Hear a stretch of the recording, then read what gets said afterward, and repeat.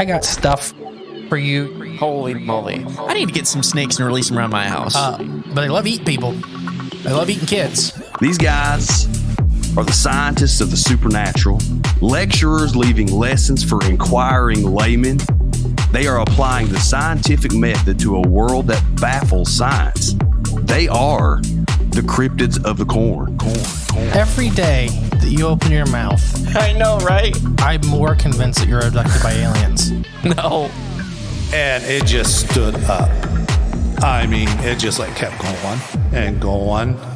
And she goes, what the? These are idiots. I was laughing reading this because I already knew how you would feel. Idiot. What part of the story fits your balloon?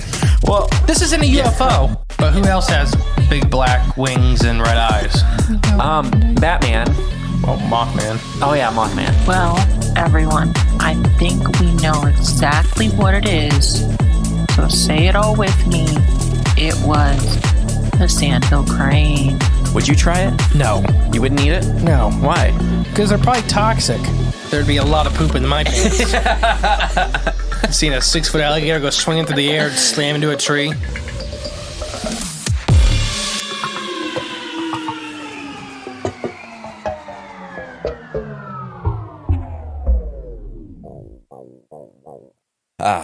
Welcome back to Cryptids of the Corn podcast. I really hope this isn't your first episode. I am the great and powerful Mystery, I'm J Clone 99. and we're both sick with very different things. Probably. I'm not sick. I'm just delayed.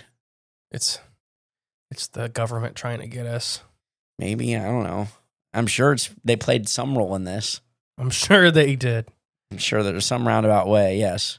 So, this episode was researched in whatever I have, the flu or whatever, fugue state.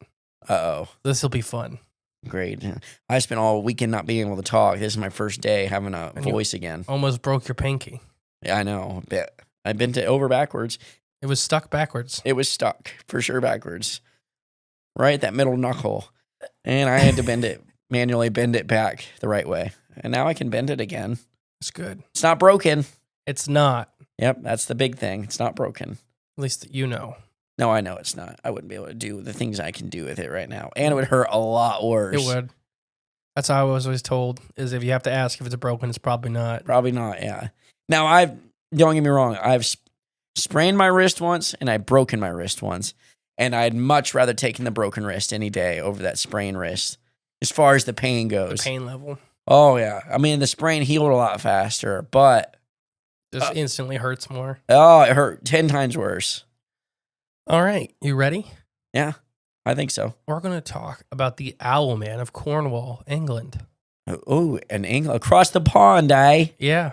Wait. Yeah, I don't know. I don't know what accent that was. I think I mixed Australian and Canadian. That's fair. Yeah.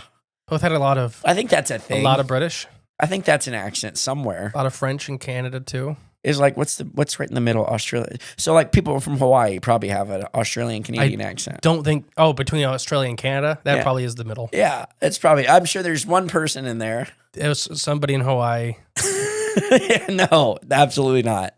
some Maori person. Yeah. Sounds Australian Canadian. Do you remember anything about this, or have you ever heard of this? The Owlman of Cornwall? No, I don't think You have, but I have? yeah. No, it's we not ringing a talked bell. about it just for a second in some of the Mothman stuff. Oh, season 1? That and in the Chicago Mothman series. Okay. So we didn't talk about it extensively whatsoever. Just like a mention that Okay. there was an Owlman Gotcha. in Cornwall. Right, England. because the original Mothman was known as Owlman. Yes. And then they realized, oh, this is too much like the Batman thing. Yeah. Because the newspapers they wanted something to sell. Because everybody remember Mothman, like Jay just said, was the Owlman or the Big Bird. Yeah.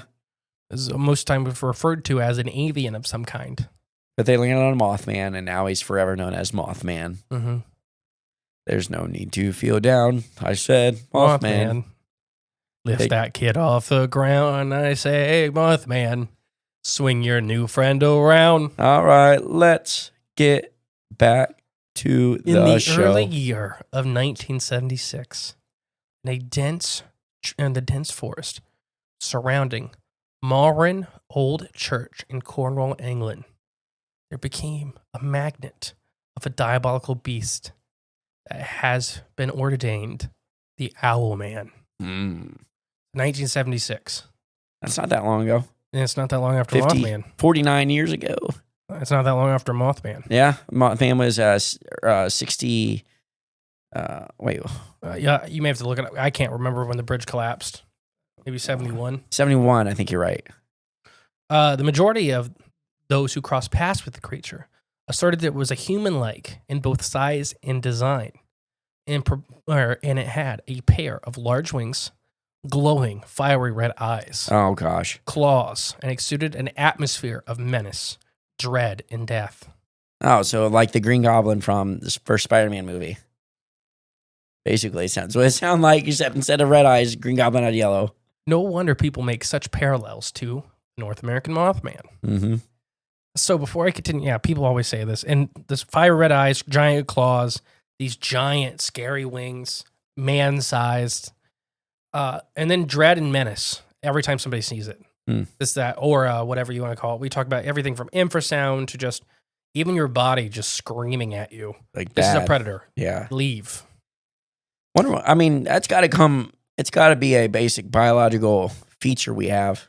It has to. It's, and I always say it like the lizard brain, which I don't truly believe in that theory. Or like your sixth sense kind of thing. Something like that. That there's that primal part of your brain being like, bad, leave. Yeah.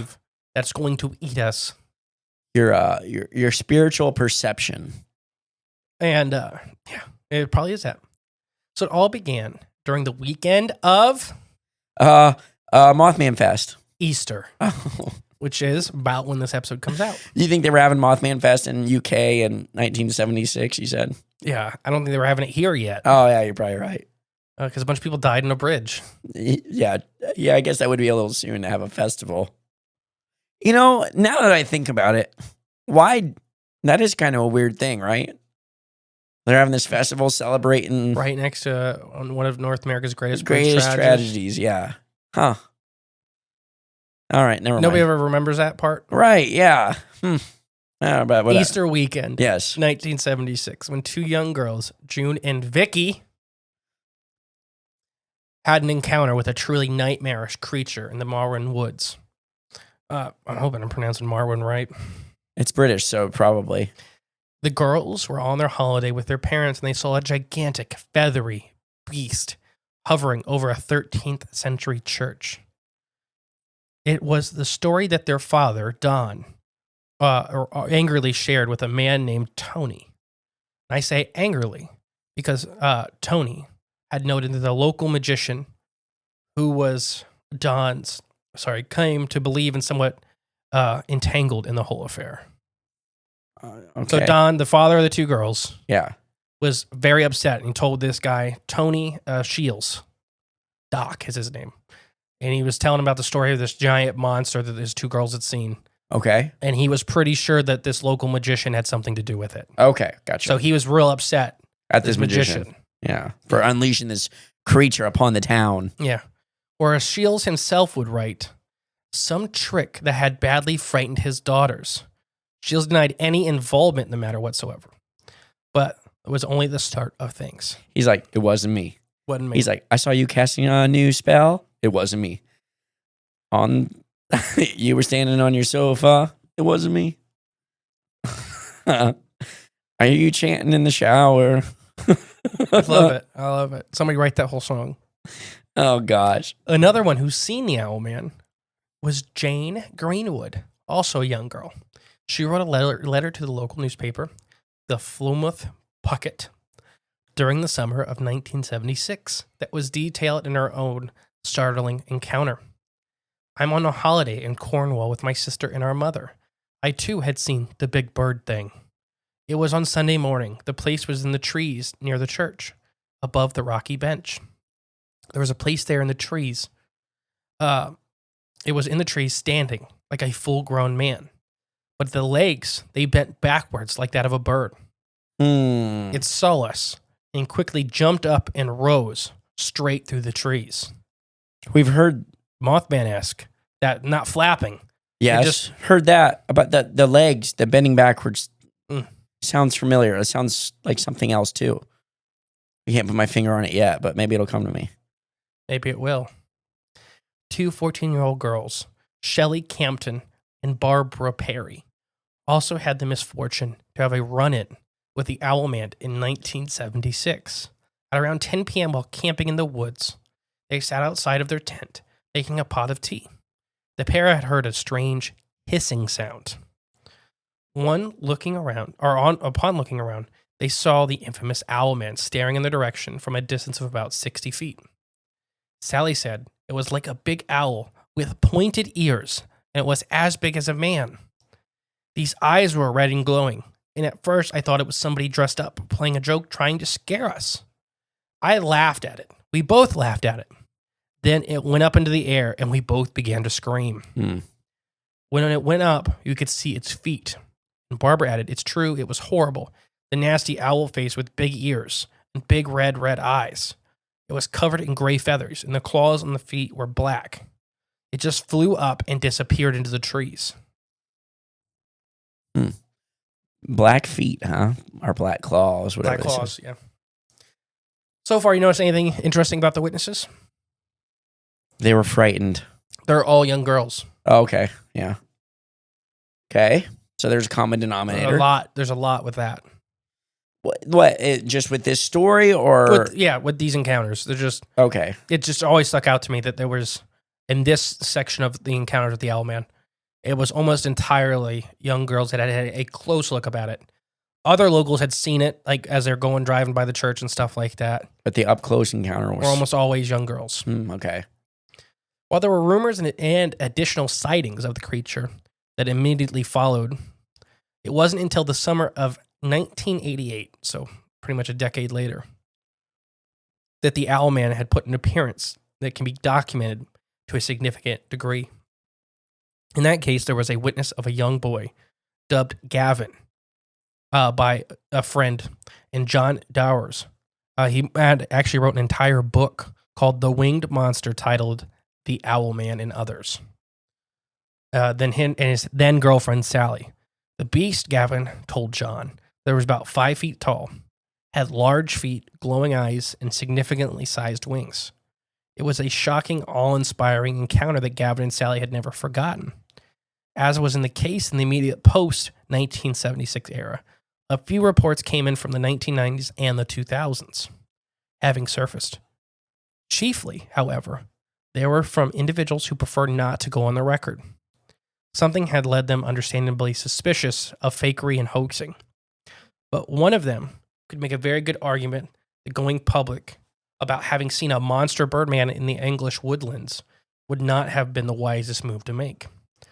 Today, and given ever closer to 40 years since the original encounter, this matter remains undeniably controversial than it was back then.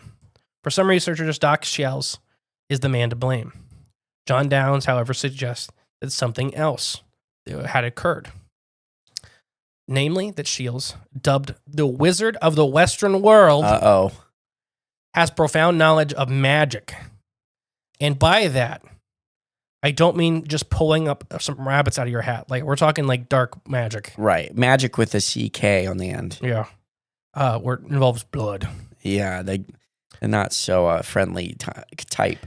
Talking most of the time, something ancient, something filled with swirling mysteries. There's a review of Doc's excellent book, Monstrum. Noted, Doc is the world that filled with deep understanding of the real nature of magic, both chaos and ritualistic.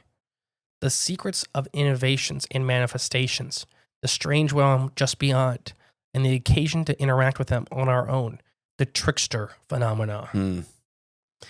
Doc is also the domain where, when we dare to imagine the fantastic, we are then to decide to seek it out. We can finally accept it as reality. We perhaps provide it with some quasi-existential existence. I like that word. Quasi-existential? Yeah, or just yeah. No, it's kind of like tulpa stuff. Okay. Kind of given, this, it's kind of talking about like given the chaos form. Right. Oh, yeah, I get it. At least I understand what you're saying when or what you mean when you say that kind of thing. Giving form to a shapeless To the void. potential, yeah. Perhaps talk, decidedly strange ways, really did play a role in the foundation of the Owlman legend.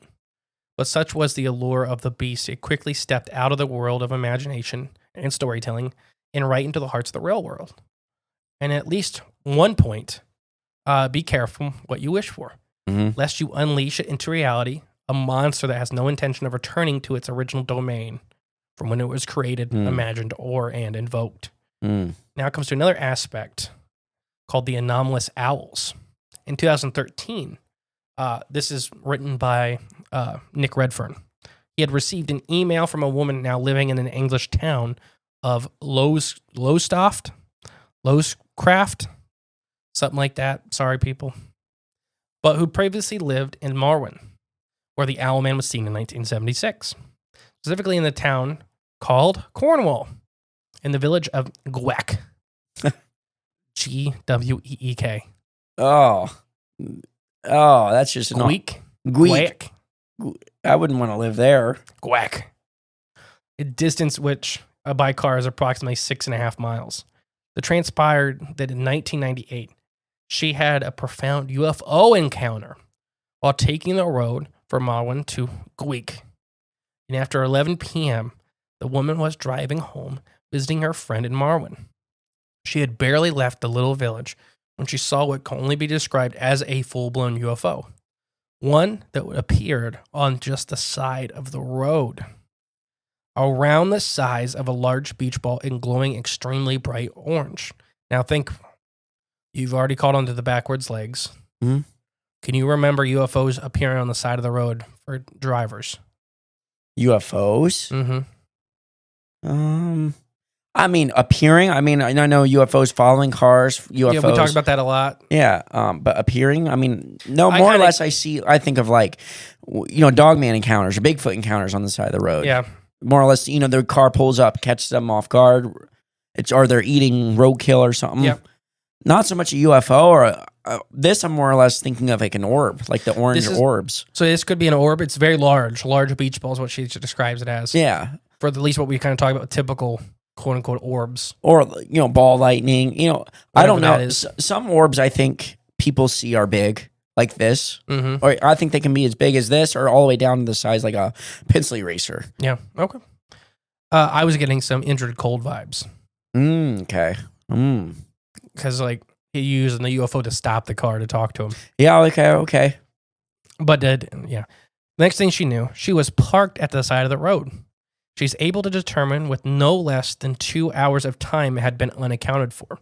So she sees this ball of orange light glowing intensely. Next thing she knows, she wakes up. She's already pulled over. She's standing outside the car, and 2 hours are gone. So we had an abduction case here. Something had happened, yes. Mm-hmm. But there was something else. She came out of her groggy state. She caught sight of a huge owl-like monster, but which had somewhat humanoid characteristics attached to it. It was hovering in the air at a height of about 15 feet, but was not employing the use of its wings to keep aloft. Given the fact that it was practically on the doorstep of the Owlman that was seen back in 1976, the idea these two issues are unconnected are highly unlikely. Mm-hmm. So yeah, she has a full-blown encounter, UFO abduction maybe, and when she finally comes up, she looks up, and there's just this hovering owl monster. Owlman. And I know this wasn't a public episode, but the Ohio Stardust Ranch. Mm-hmm. Remember the owl monster that came out of an orb? You're right, yeah. A hybrid owl-human creature had come out of an orb. And that was a glowing yellow orb. Which close enough. I mean, not too different at all. Which is just weird. It's just weird to me. And owls, UFO connections, we've done a couple episodes on that. So maybe it's not super weird because it's been forever, but... You're right. There's a link between them for as old as time. The witness admits that she did know the Owlman legend. Living so close to Marwyn, it would be more astonishing if she hadn't heard of it in some way, shape, or form. There was little more she could tell beyond the facts surrounding the sighting of the curious ball of light, the period of missing time, and the appearance of the humanoid owl monster.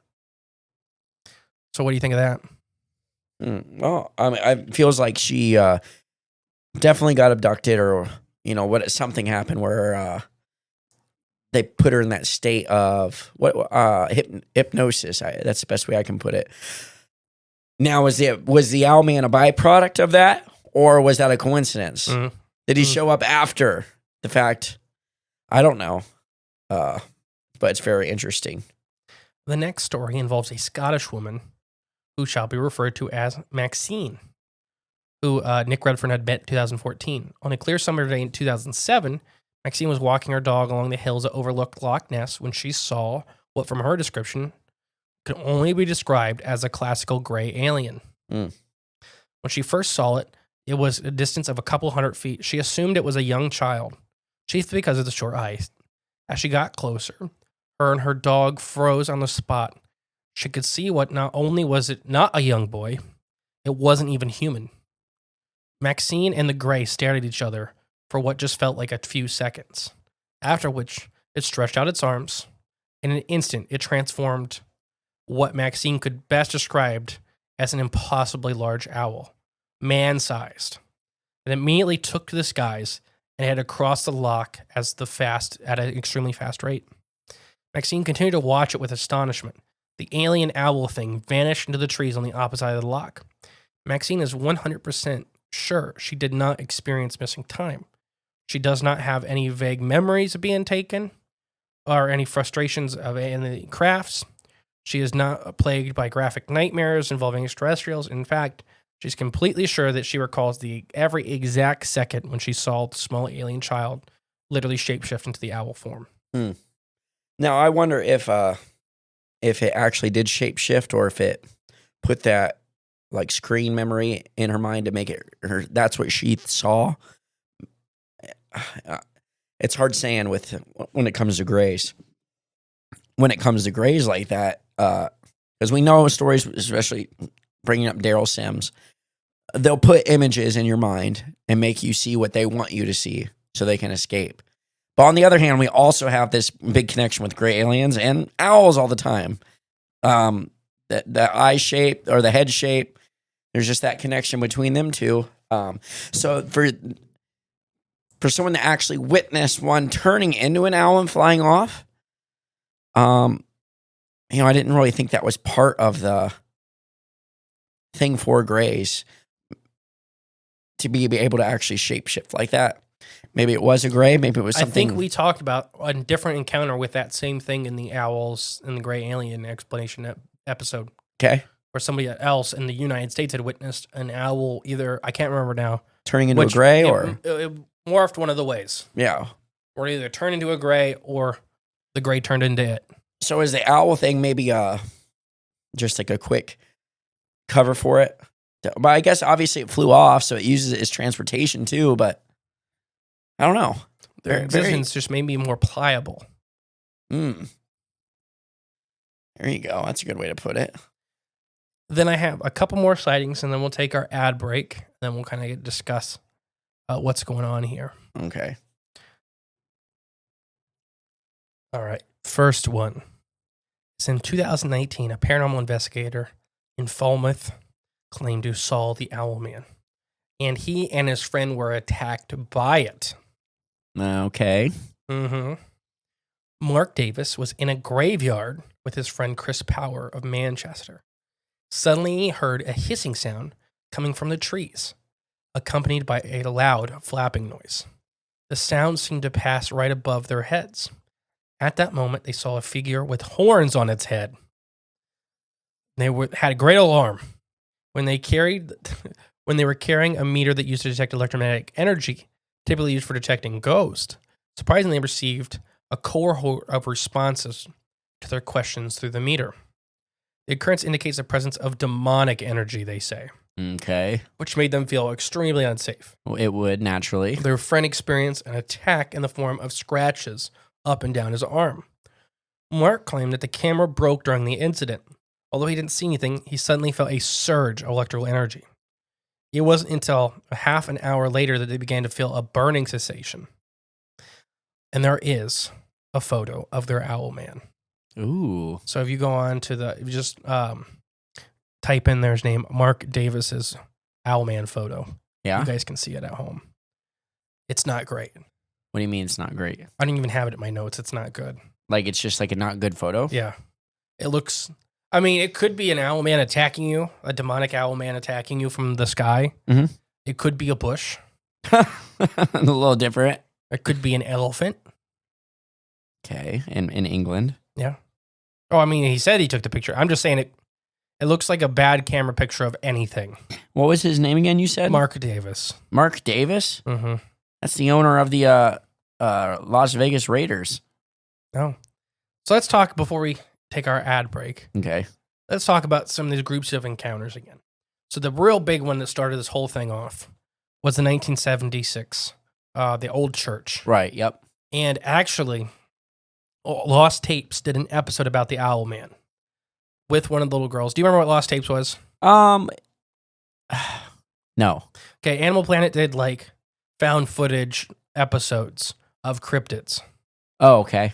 And they'd be like, so like the White River Monster, and everybody always dies in the end. Oh, okay. It's like they're a little bit horror-y for Animal Planet. Animal Planet, yeah. I wouldn't expect that. But they, the police find the camera. Like they did the White River Monster, Oklahoma Octopus, the Bear Lake Monster, the Kraken, I think Plessy, one of the Plesiosaur sword-type monsters. Mm-hmm. Bigfoot a couple times, Dogman time or two. Gotta have Bigfoot and Dogman. Lizard Man. Ooh. So they had some interesting. It was a neat show. Right? Had some heavy hitters. Yeah. So when they did this one, that they had it follow, like, so one of these girls had grown up and was living in America now, and a different church started having these demonic owlman creatures. Gotcha. And it was after the grandma then, Okay. because she was one of the little girls from the 70s. Right, she's grown up. It's like Or one of the teenagers from the 70s. like Wendy from Hook. Yeah. Coming back after her. Yeah, after the grandkids. So that was kind of what it was about. And they said it was basically an old curse and it had to be attached to the church and stuff like that. But these first early sightings were pretty much just young girls. You have any thoughts about that? The 1976? Well, if it's their energy or something that's drawn to, or I mean, there's got to be some connection. What frequency, whatever they're putting out, that makes them, I guess, a magnet for this type of thing. I don't know. So unlike the Mothman of Point Pleasant, West Virginia, there doesn't seem to be a hard stop For the sightings. okay. So there's big gaps. Oh yes, yeah, I understand what you're saying. There's 1988, 1970, 1990s, and 2000s. 2013. Like in the 1990s, there was pretty much one or two a year, maybe. Unverifiable. Okay. Somebody just said they'd seen the thing. Mm. And you know how it is with this stuff. In 2000s, and then there was in the 2000s, there was a couple where people would put their name to stuff. And then the association of black magic. And like we talked about in the season finale, that just because somebody is a little different in the town, a lot of times there can be that cruelness. Yeah. Where people blame him. He may not have been doing anything with dark magic. Like, actually. Shoot, you do that stuff too. Which stuff? Blame people because they look a little different in town. Like they might be a drifter or something, and you're like, yep, bad guy. When do I do that? I don't know. I'm just saying. Do you know how many stray people we took into our house growing up? I know. I guess not everyone knows that, but, I'm just being an idiot. We are the least judgy people. Right. I do not care. You threw me off. No, so yeah, this could... I don't know if he was actually using dark magic. There are plenty of people that assert that he was, and there are plenty of people that assert he wasn't. At least wasn't responsible for this. I'm sure he was, though. Yeah. Just that, like the witch. Right, yeah. The Yoza Yazoo witch. Yeah, she's so guilty because she's different. There is a t-shirt being made. I got confirmation that somebody's working on that art. Oh, a t-shirt. Okay. With me. Nice. As a wizard? Yeah. All right. I can't wait to see it. I hate this town, and this town hates me. And then in 2013, a lady had shared her encounter from 2007 from the Loch. Okay. Which is not, it's not directly very close, but has that giant owl and gray connection. So that's kind of where and then there's several others, still with grays. and it's still with the new paranormal researchers saying that they had seen one and it had attacked them. Mm-hmm. So yeah, we'll take an ad break. Before we go, remember, check out Junior Anglers of Indian Lake. If you want to sign your kids up, the link's below. If you want to volunteer or donate stuff, time, money, or like items to help the kids out, you can use that link below. The people put on are really good people. They help a lot of kids. I know they're getting the kids out with it being a little warmer. Mm-hmm. So they're a really good organization. Yep. Check them out. What, do you have something else to add? I'm saying it's starting to get warmer out, so warm up them poles and get outside and get them in the water and catch some fish this summer. Future anglers of Indian Lake. Future anglers. Anglers, yeah. Welcome to the latest episode of Cooking with J Clone 77. And today I'm joined by a special guest, the Veggie Man. Say hello, Veggie Man. So you've got a special treat for us today. You're going to be cooking a new veggie dish, a vegan dish for us today. And what do you got on the menu? Ooh, artichoke asparagus spread, eh? I don't particularly like this, but I'm going to go on out on a limb and give it a try. Oh my goodness. It's delicious. What's the secret ingredient? Flavors of the forest Bigfoot breath? Raw garlic dust? Wow. They freeze dry the highest quality of ingredients raw to capture the flavor you won't find in stores? Wow. Thank you, Veggie Man. I'm going to add this to my kitchen. That's Bigfoot breath by Flavors of the Forest. You can get yours at flavorsforest.com and you can cook /corn. Sorry, flavorsforest.com /corn, and you can cook just like the Veggie Man. Flavors of the Forest. Does it get any better? Yes. What? No, it doesn't. With more flavors of the forest. Oh, okay. Yes, you're right then. It does. Multiple varieties. If you mix them. I do mix it every once in a while. What do you mix? Sometimes I'll do the lion's mane. I only use that the first time, and then I'll use the regular. The regular? After. Okay. Yeah. So like if I'm like doing, I know we shouldn't, this is a food podcast, but I'm doing pork or something like that, and I want the char the first time, that crust is super good with the lion's mane. Ooh, okay. And then I'll just add a little bit more of the normal garlic later. A little extra, just flavor. Hit a flavor. Yeah. It is. Very flavorful. Sorry. We're so sick. Yeah, it's a rough one, guys. We're sorry. Thanks for hanging in there with us, but we're dying. We're dying. We didn't want to give up our one extra week yet. Yeah, we're not doing it. We're here for you. We're doing this for you. We are. All right, let's talk about what this thing could be. And there were some others that I don't know. Other people are connected. Like there was a UFO Owlman sighting. Okay. Where, and that maybe inherit its own episode because it was also in England, but I don't know if it really, it's just weird where an Owlman had come out of a UFO.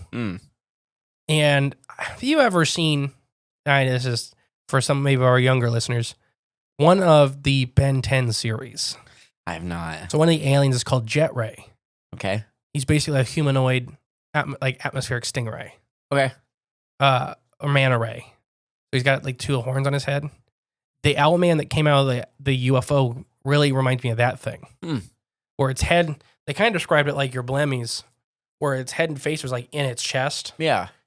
But bird or avian still style, but these big, halfway between leathery wings and bird wings. I mean, that sounds like, excuse me, sounds like like a manta ray when you're at the, aquarium and they come swimming up to the glass. You see their face, their mouth. It does look like it's in their chest. Yeah, no, if they're coming at you like that.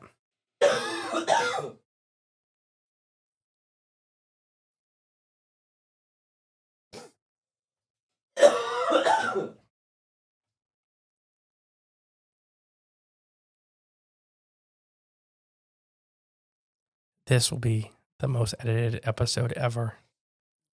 Probably. I mean, there's still going to be sniffs and coughs in it. Yeah, there's been a lot. No, so, yeah, manta ray shape. But, yeah, so he came out. Kids had seen it. Yep.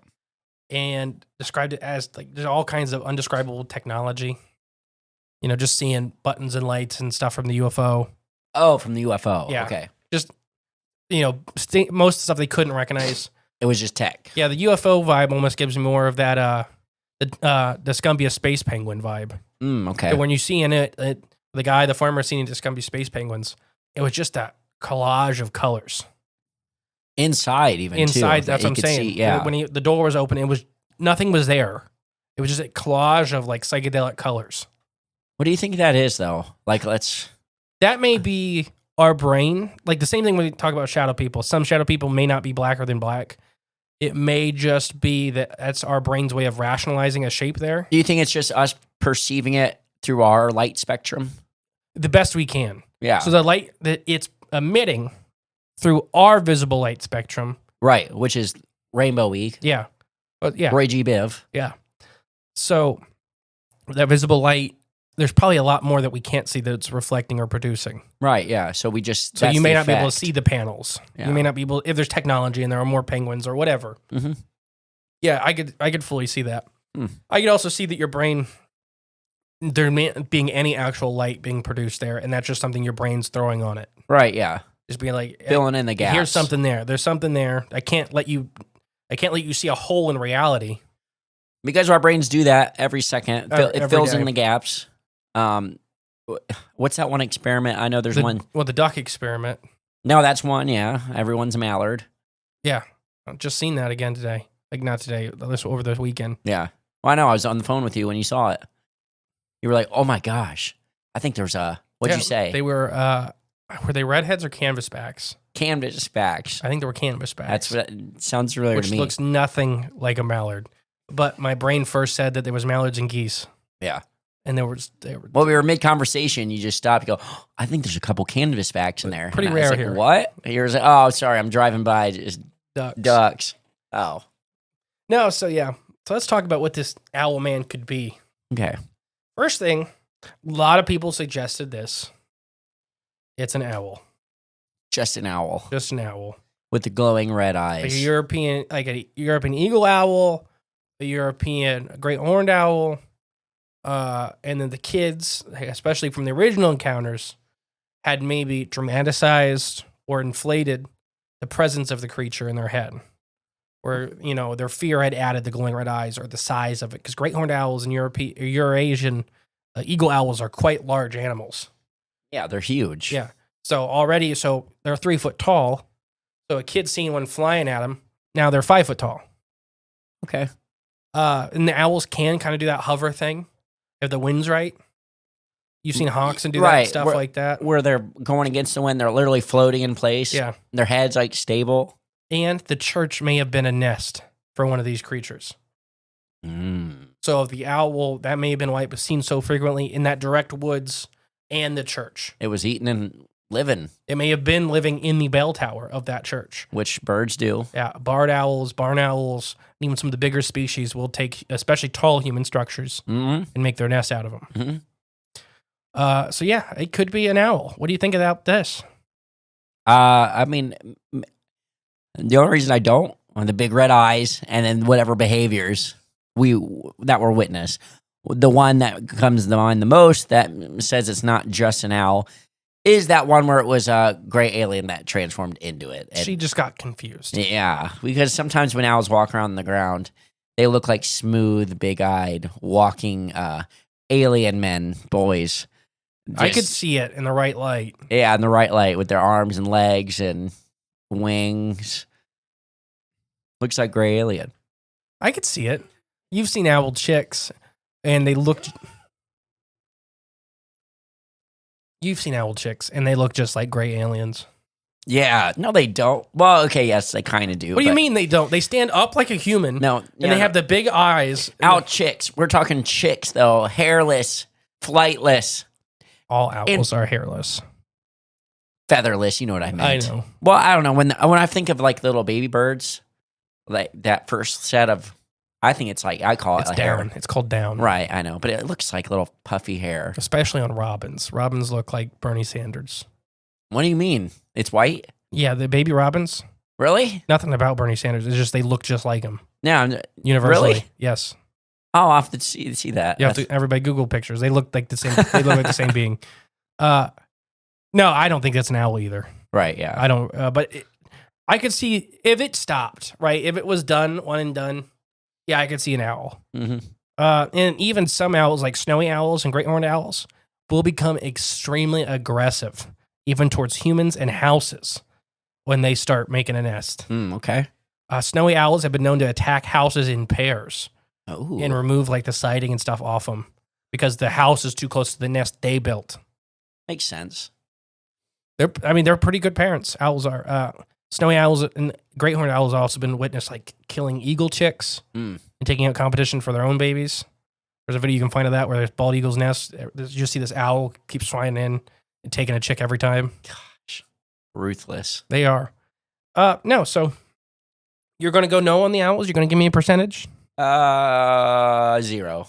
0? Come on. Yep, 0. Oh, the other one where he or she, I can't remember now, but witnessed it, when she awoke from her daze and seen the owl creature flying up into the air without flapping its wings, just kind of hovered straight up. So that is another big connection with the Mothman.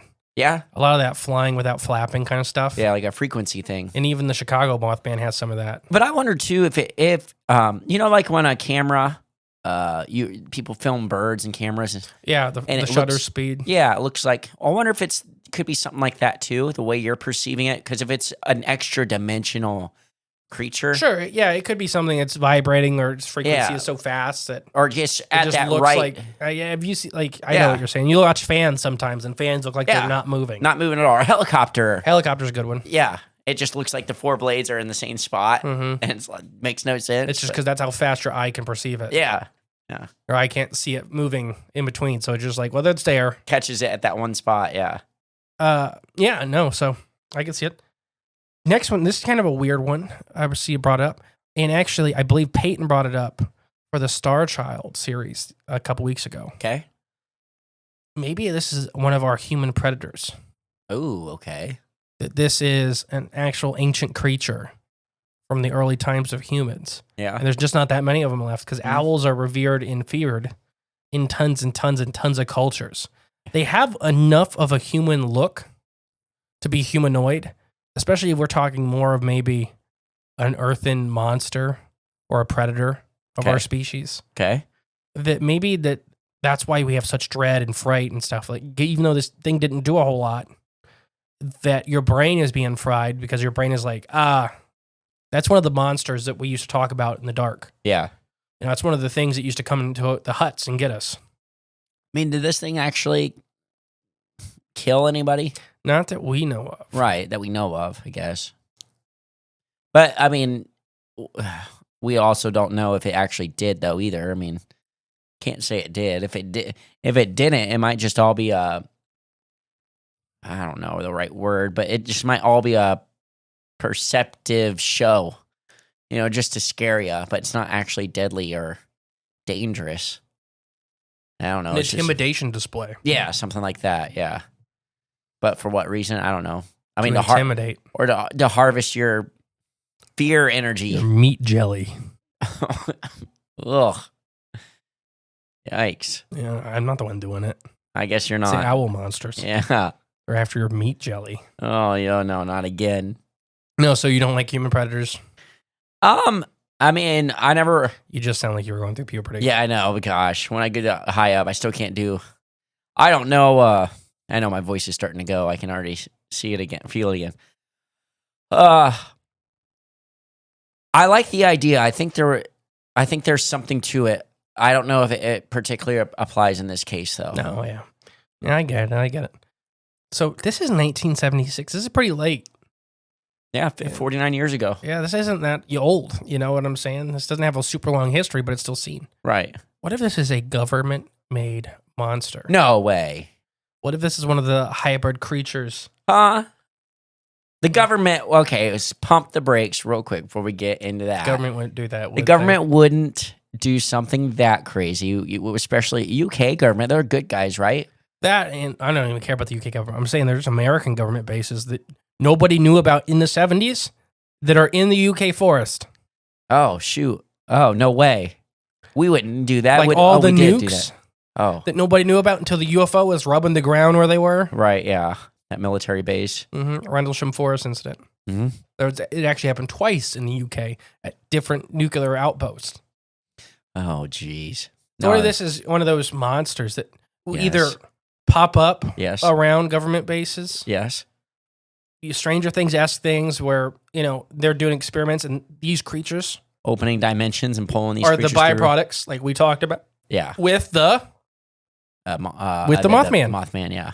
the same- Underneath Point Pleasant, the bomb area. Yeah, the TNT. TNT plant. There we go. So around military bases, is it a byproduct? Did they make it? Is this a genetic splicing? This is the early days, as far as we know, of genetic splicing and, embryology and stuff like that. Early public days. I mean, even now, it would be the early private days as far as we know. Yeah. Because they didn't share that they were doing this stuff. Because I think Dolly the Right. Sheep was in the 70s, Right. late 70s. I guess early days where it's now public knowledge. Yeah. But I bet you, They were probably doing it in the 60s. yeah, I bet you it's been going on well long before that's not public or it's not become public. But I bet you these, I'll probably say the late 50s is probably where it started. I bet you, as much as we've been doing this stuff, and especially those guys at that other show that we produce, you can find it in the description below. I just feel like since World War II, and probably right before World War II, is when all the crazy was happening, and they needed those two wars to distract everyone and kind of funnel us all into a I do think way to accept all this stuff. that World War II was used in the world as a giant government grab to just be accepting of these things. Mm-hmm. So do you think the government made this monster? The U.S. government or European government or England government? Do you think this is Queen Elizabeth? I want Pet? to. No, I don't think that. Okay, just asking the hard questions. Because I don't think that royal family is that powerful. No, yeah, you think they're just figureheads? Well, I mean, I think they are. I mean, but I think they do have power. I think sure. they've come from a bloodline that's Ancient. and full of royalty. But none of that matters to me, and I don't care about any of that. And I mean, it means nothing to me. It means nothing. So yes, they're powerless figures in my world and in my view of society. So did they make the Mothman? No, I don't think they made it because I don't think they have that ability to do it. However, I do think it was either if it's not a made thing, it was a summoned thing. So yeah. So however you want to split that hair. Yeah, do you think the government was purposely, either U.S. or the UK government, they were both there at the time, making these creatures? Because they pop up still everywhere. Yeah. Everywhere around, especially, not only, but especially around U.S. military bases, even in foreign countries. They Right. pop up, the monsters, these weird things, just pop up on the outside. Everything from that giant worm to, Dogman and Bigfoot being more common, but like giant worms and other big bugs and stuff like that. I feel like I don't know if they could be made, like they could be, CRISPR lab made, with demon souls injected into their bodies, to give them life and give them consciousness. Could be something like that, or it could be a interdimensional creature that Whatever they're doing is a byproduct. Or we're going into that world and fishing them out and pulling them back, Pulling them out on purpose. bringing them into this one, to do whatever deed that could be done. Maybe these interdimensional creatures can naturally host, like a demon spirit or something. Because, like with us, we have to allow it in, right? Mm-hmm. We have to accept it in. And So you're going like the flesh suit route. yeah. So So this is just a vessel. yeah, Joel maybe talks about that a lot. maybe they're pulling these creatures from that dimension into this world, and it's a vessel that they can easily Inhabit. inhabit, because maybe in that world they're already inhabiting them. Maybe I don't know. Maybe it comes from a lower dimensional plane where they already exist. Maybe this is their physical form, and pulling them into this reality, and they can, I guess, exist in our 3D world. I don't know. No, I liked all of it. It's the world's weird. We don't know how it works. Anyone says they know how it works, they're lying, or they're pretending. They're pretending like they are smart and they know. None of us know. Nobody knows. There's one person that knows, and it's God. Okay. God knows. I was like, well, I don't know what ride we're taking, but okay. Right. And so I thought I heard other music there for a second. Huh? I thought I heard some different kind of intro music there for a second. Gotcha. Oh, yes. Maybe we spend too much time around those Yeah. colors. But yeah, I don't know. That's why I don't. Yeah, I don't. That's why I don't think the Don't ever queen. trust the government. Yeah, don't trust the government because they don't know, and they think they know, and they say we are the science. That we don't and trust them. No, when people tell you to trust them, you got to have a good track record for me to trust you. That's through my life experience. I found that out. It's like people we were told we can trust over and over and over has let us down or lied to us, and then after the fact, always, we were wrong. Apologize. Moving on, next one, but still trust us. Enough, so many times can only go by to where it's like, okay, start questioning. When people say, trust me, well, what's your track record? Before I can trust you. If I don't know you, I need to see some paperwork. Where have you been? All right. So, what's your percentage of government monster either made, manifested, or accidentally brought through? 80%. Ooh, that's a good one. Makes second to last one. Okay. It's one of the Mothmans on vacation. Ah, okay. No, is this just like, so when he left Point Pleasant, he went to Chernobyl, and then he ended up in Cornwall for a while? Because there was one scene in Chernobyl, wasn't there? Kinda. Remember, we talked about the validity of that story. Okay, May okay. not have been Fully. fully there. Okay, fair. I do remember it slightly. Yeah, we talked about the story, whether it was actually or true or not. True, that's a different story. Or they hit a sandhill crane because the world was blowing up over there. Yeah. Yeah, I don't know. Could it be the same creature as Mothman? Like, are you saying the same I don't know if it's individual individual. or the same type of At least maybe species? even the original encounter, because it's not that long after the Mothman encounters. No, it's not. It's not at all. It's a long flight, though. Yes, that's the big thing. I mean, it There's could, a little but bit of an ocean. but if it's an interdimensional, whatever supernatural being, that probably wouldn't be a big deal. I mean, who knows how their physics apply? But there's enough similarities that it could be a Mothman, but there's also enough small differences. It might be something else. What do you think of the Chicago Mothman style? You're talking about the backwards leg. A lot of those Chicago Mothmans had the backwards legs. Did they? Is that where I was remembering it from? Yeah. Okay. And there was tons of different creatures. And those seem to be a lot more even demonic, Yeah. gargoyle-esque, Well, I think monster leg. anything with the red eyes. And I'm glad you brought up gargoyles because I thought of that earlier. The way they describe some of the, like the manta ray thing you were talking about with the leathery wings and things like that. I mean, all the old cathedrals and stuff throughout Europe, they have gargoyles all over them. It does kind of look like, I've seen some of the witness drawings. It does kind of look like a gargoyle. So what? Maybe back then, these things were maybe gargoyles, whatever you want to call gargoyles. Maybe that's just our modern day interpretation of them or name for them. But maybe these things were more commonplace. Like dragons. Dragon, yes. And, Now rare. Uh-huh. And but maybe or maybe it was they are from a different dimension and they were blending in or bleeding into our reality a lot more frequently. And maybe that's why we were putting them on buildings as for reasons unbeknownst to me, but maybe they were just more involved with people in everyday life. Yeah, that's the TV show Gargoyles. That was a good show, by the way. I remember that's what it was. That's why humans, after the gargoyles all died, that's why humans kept putting gargoyles on it. Because they had a special relationship. Gargoyles were protectors. Interesting. It's been a long time since I've seen it. It's a good show. I remember I had a VHS. Rewatching it with Atlas. Oh, really? Yeah. Oh, that's pretty cool. I had the VHS movie on tape. Well, yeah, on VHS tape. And it flipped open and it had like an extra board game inside the case. Oh, yeah. Oh, yeah. High class stuff. Yeah, you bring up the gargoyle thing. And some of the depictions of this, really, some of the kids' drawings from the 76 encounters really do look gargoyle-esque. The only thing that doesn't to me, the only thing is the feathers. Well, some gargoyles had feathers. Did they now? Yeah, so some of them were almost more griffin-like. It depends on which gargoyle and how old it actually is. Yeah. There's thousands of different gargoyle types. Right, yep. But there are a lot of gargoyles, especially on the chest, that are drawn with feathers. Huh. Okay, it's that one I wasn't, I guess, aware of.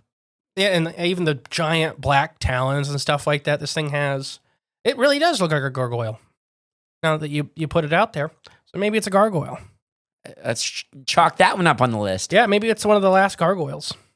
The last gargoyle. Which we talked about with the Chicago Mothman stuff. We talked about gargoyle-esque a lot. Uh-huh. Much more scary looking. They might not necessarily be bad things. Right, yeah. But remember the Chicago Mothman? It was watching a lot of kids. Yeah. It was being weird with kids. And this one was being weird with kids. Mm-hmm. And another flying entity, the Bat Squatch. Bat Squatch. Is that another one on your list? Yeah, but large-eared. Everybody always talks about how big the ears are on this thing. Big talons, huge wings. Didn't have feathers, but it had fur. But remember who's seen it the most? Besides that one truck driver. But kids. Fall in the summer camp. The girls in the tent. All that stuff. And I don't know if it's more that... So lighter flying animals, generally speaking, are lightly built, even though they're huge. Right. Like a Quetzalcoatlus, I think only weighed 500 pounds. It was 22 feet tall. Mm-hmm. It just, they have to be to fly. You have to be lightly built. So maybe if it's prey drive, like we talked about with Bat Squatch, it just may be a much more, quote unquote, fair fight for it. A child or a subadult human is much easier than an adult human. First off, probably couldn't even carry an adult human off the ground. Right. So you think it's are attracted to the kids as more of a prey source. Or at least maybe an initial, because it didn't do anything after. Right. So it may be just like, oh, that's prey size, and then, all right, there's two of them. And check it out. I don't want to mess with that. There's two of them. Mm. Or there's an adult nearby, or... So you're talking more... like that eagle that picked up like that toddler. carnivore behavior. Yeah, predatory. Mm-hmm. Which I think the Bat Squatch acted like that a ton, but it just wasn't big enough to do anything about it. It was just starving. Trying to get that guy under the car. Yeah, and then trying to pick up the tent and stuff like that. Yeah. It just wasn't actually, it was starving. It wasn't big enough to do anything. It was just acting like a crazy, hungry animal. Right. I mean, because normally it's used to just eating cave animals and creatures. Blind raccoons. Right, yeah. Easy stuff. Mm-hmm. Yeah, so my last one is gray aliens. Okay. What if this is the abduction mask? Mm. So what if it was, when it was hovering above the ground, that was actually the UFO? When people seen it floating, it was actually the UFO. When they had encounters with the Greys, it was actually the Greys. And then they end up seeing it change into it. Whether it's actually, like you mentioned much earlier in the episode, whether it's actually changing into this creature or if it's that screen memory. It's what it's putting on you. Right. Covering up technology or mysticism or whatever, because I don't know what Greys are. I talk about them everything from modern day fae to, mechanical monsters made by the government. To homunculi. Yeah. So what if these are gray aliens? What if these are screen coverings for everything from the UFOs to the actual creatures? Oh, I totally think that. I think I really think that the screen memory thing, or just that perception changing film, I don't know how else you want to put it, but they're putting that mask, that they're injecting those images into your mind to make you think that's what you're seeing. And I think they can do that with sight, with sound, and with smell now too. Sure. I just think as we've done this show, the longer we've done it, I really think that's what people are, I guess, experiencing most of the time when it comes to even just grays and or not grays in general. I think when you see a gray, you see a gray. And I think if that gray disappears or you see something else, that's not real. It's still a gray. It's still just a gray, yeah. But they're putting these perceptions in your mind, and I guess just injecting images into your perceivable reality. But it's really still there. It's the same thing you saw before. Like you said, with it being maybe being the UFO ship. That's what I thought of with the hovering and it not doing anything. Makes sense why the wings aren't flapping, right? Yeah. Because it's not real. Yeah. It's not real. It's just, it's putting that image up there. Yeah. And the connection with orbs, I always, even the Bigfoot and the orbs, I jump more towards the alien, whatever the aliens are. Yeah. Kind of side of it. Yeah. I'm going to even expand on that. I don't know. Go It's ahead. making me think more. With them able to control your perception or manipulate your perception. I guess as I get older, the more and more I think about it, and your mind really does create the world around you. 100%. And that's so for them to be able to manipulate your mind, they're manipulating your world. And so if you just take that and apply with everything you consume, from government news to media to just the little everyday things that you're reading, watching, listening to, experiencing, it's going to have an effect on your mind, which in turn will have an effect on how you perceive the world around you, which then will, affects how you feel personally inside. So I think that's where they attack that route. They go that route because it's basically the source to you, to getting to you. I mean, It's getting to your mind and your emotions, your thoughts and feelings. makes me think about the Nobel Prize last year with the localized reality experiment, Oh, yeah, okay. where they kind of proved that reality is individualized and localized. Mm-hmm. That reality only takes a direct shape when it's being observed by a conscious observer. Mm-hmm. And that's the buildup of the double slit experiment. That's the double slit experiment's been around forever, and this is now the more fleshed out version of it, to where it's not just particles and like the shape of atoms and stuff like that. I was just watching a video explaining that atoms or how molecules are built. Yeah. It's guesswork. Yeah. But when you take a microscopic picture of it, and they do that thousands and thousands of times, and they so the electrons on the outside will be in places more frequently than not. Mm-hmm. So that's kind of how they build those models. Wherever the actual electrons end up being the most frequently, Right. they're like, for that model, just do that. Because, yeah, when you boil it down, you get closer and closer. There's more and more space than there is solid. There is particle. Yeah. So it's just weird to think about. The Do you further in, there's less. I don't know. So you think this is connected to aliens? Yeah. Whatever aliens are. Whatever aliens are, yeah. I mind.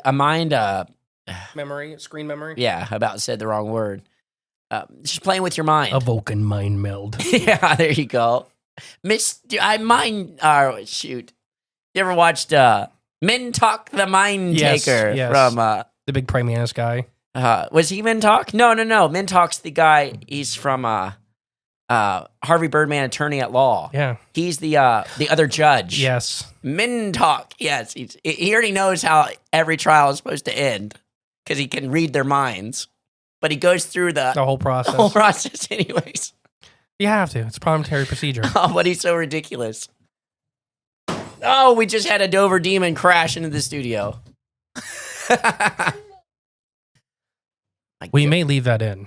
We got attacked by I think an Owlman or a Dover demon. I don't Gosh. How hard he slams the door. know. I know. I don't know what part you didn't cut it off yet, but Atlas just crashed into the studio. And then hi. Like Kool-Aid Man. I think I cut it off right at the high. Okay. Oh, gosh. Anyways, do you think there's anything to do with the dark magic? That original guy, that Doc guy? I think I didn't go into it very well because to me, when I was researching it, the strings seemed to be very loose. okay. Like, I got a lot of those vibes of just, it's a more unique individual in the community. Yeah. And there was a lot of pointing being like, other weird thing happened. It's the weird guy's fault. Yeah. It's just someone to blame. Yeah. I mean, we know that happens every time in every situation, just about. If there's a mystery involved, If there's somebody that's not conventionally normal, they're going to be the one to blame Yeah. immediately because apparently everybody else that acts like everybody else, you're the normal ones in their world. So, yeah, anyone outside of the box that just doesn't act and do and say what everyone else thinks, does, says, and whatever, you're the weird one now. so you're going gray alien creature thing. That's something connected with aliens. Yeah, I That's could be. where I'm at. It could be. Yeah, it's Out of between all that. those in the government. Between that and the government That's where I experiments, fell. because those two can also, I think, are hand in hand Sure. as well. I do believe that our governments are the people running our governments are privy to these extra dimensional beings, these beings that are not of this earth, of this frequency, diabolical beings of negativity. We should definitely do the alien contracts with the government stories. Yeah. Oh, yeah. Maybe that'll be next week. We'll see. I got to look at what's on the schedule. And I think they're all in cahoots. I think they know. And maybe they're the ones that are, they're the ones controlling our government. I don't know. Oh, sure. I could believe it. I mean, they might have them in a vice or in a grip where So I'm they're going. manipulating us. I'm going the same thing. Gray alien monsters, or government-made monsters, or government byproduct of Stranger Things-esque experiments. Right, yeah. I feel that way too, yeah. All right. I have been the great and powerful mystery. And I'm J. Clone 99. We'll catch you next week, guys. Bye. Hey guys, thank you for listening to Cryptids the Corn podcast. Remember, the best way to support the show is share it with a friend. But if you are craving more of the J clones And more from Mr. E. there's always extra content on Patreon. And our paid member space on cryptidsofthecorn.com. We'll catch you next time with more exciting, fun, and informative information. Bye.